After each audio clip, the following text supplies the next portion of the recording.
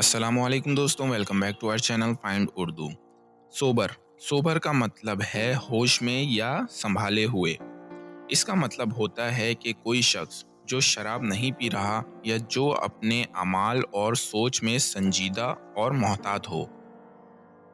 مثال کے طور پر، اگر کوئی شخص شراب پی کر ہوش میں نہیں ہوتا تو ہم کہتے ہیں کہ وہ سوبر نہیں ہے، اور اگر کوئی شخص اپنے فیصلے یا باتوں میں سنجیدہ ہوتا ہے تو ہم کہتے ہیں کہ وہ سوبر ہے۔